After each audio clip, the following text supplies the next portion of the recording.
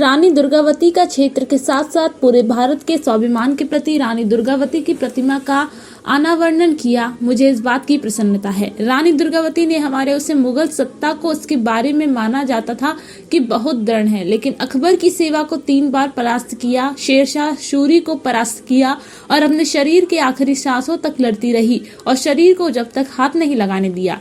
दुश्मन को मैं मंडला में आया था। आज ही हमने लाडली बहना के लिए भी लगभग 1500 करोड़ की राशि का अंतरण किया। साथ ही साथ लगभग 134 करोड़ का लोकार्पण भूमि पूजन किया और वनवासी क्षेत्र में आयुर्वेद की संभावना बढ़ी है, इसलिए हम लगभग कॉलेज बनाएंगे। इसी के साथ साथ मंडला के विकास के लिए जो हो सकता है और हम करेंगे। हमारी आदिवासी भाई बहनों के बीच पंडित दीनदयाल उपाध्याय की पुण्यतिथि के अवसर पर हमारे प्रधानमंत्री नरेंद्र मोदी के विकास का नया संकल्प लेंगे। मेरी अपनी ओर से यही इच्छा है।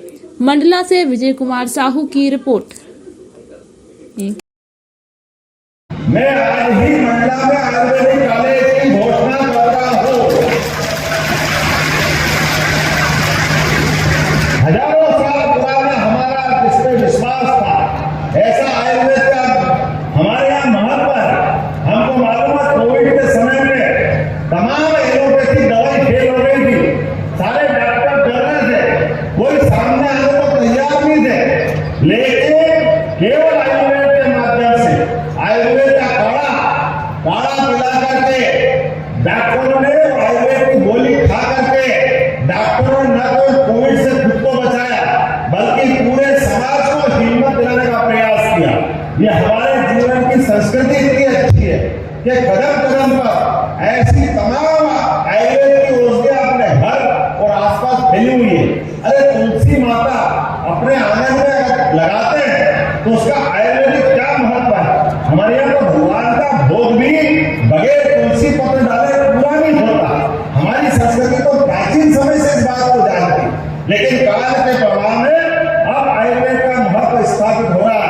मुझे खुशी है कि आपके यहाँ आयुर्वेदिक कॉलेज भी होगा और मेडिकल कॉलेज भी होगा। ये बड़ी बड़ी सौगात बड़े बड़े शहर के नसीब नहीं है, वो आपको नसीब हो रही है।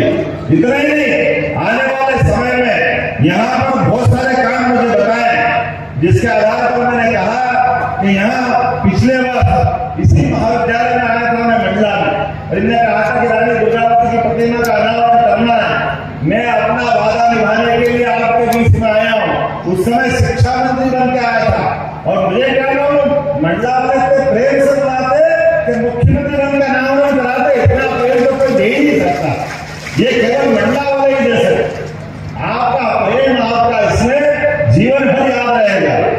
लोग 11 करोड़ की लागत से तो सामुदायिक स्वास्थ्य केंद्र, आपके अलग अलग प्रकार के बहुत सारे काम हैं जिनके आधार पर यहाँ पर एक सौगात मिल रही है। मैं अपनी ओर से कुछ नामों की उल्लेखनीय घोषणा करना चाहूंगा, जिनके माध्यम से आज हमने यहाँ पे भूमि पूजन लोकार्पण करने का प्रयास किया। मैं कभी कल्पना कर सकता था कि अपने आदिवासी बेल्ट में इतने सारे काम होंगे।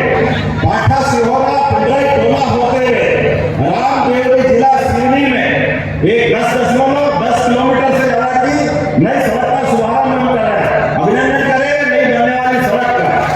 नैनपुर मंडला पिछली जहर मऊ से इंद्री, ये लगभग 7 किलोमीटर की हमारी 1,545 लाख की सड़क, ये अपने आप में बड़ी सौगात। मैं उम्मीद कर रहा हूँ एक नहीं, दो नहीं, लगभग सभी प्रकार के काम, जिस कामों के माध्यम से मंडला का विकास हो सकता है। लेकिन आज मैं जल्दी अपनी बात खत्म कर रहा हूँ। सबका उल्लेख इसलिए नहीं करूँगा कि कल हमारे मध्य प्रदेश की धरती पर अपना, जैसे इस आदिवासी अंचल में बात कर रहा हूँ, कल धार झाबुआ का यशस्वी प्रधानमंत्री आकर के पंडित दीनदयाल उपाध्याय की पुण्यतिथि के अवसर पर फिर एक बार आदिवासियों को नमन करने आ रहा है। जोरदार अभिनंदन करें माननीय नरेंद्र मोदी जी का, जिनके माध्यम से हम कल एक बार फिर अलग लगाएंगे। इस विकास के संकल्प को पूरा करने का यशस्वी प्रधानमंत्री के माध्यम से आशीर्वाद लेंगे और कोशिश करेंगे विकास का कारवां लगातार ये बढ़ता रहे। बोलिए मेरे साथ, भारत माता की, भारत माता की। और हमने अयोध्या में भगवान राम का मंदिर का वादा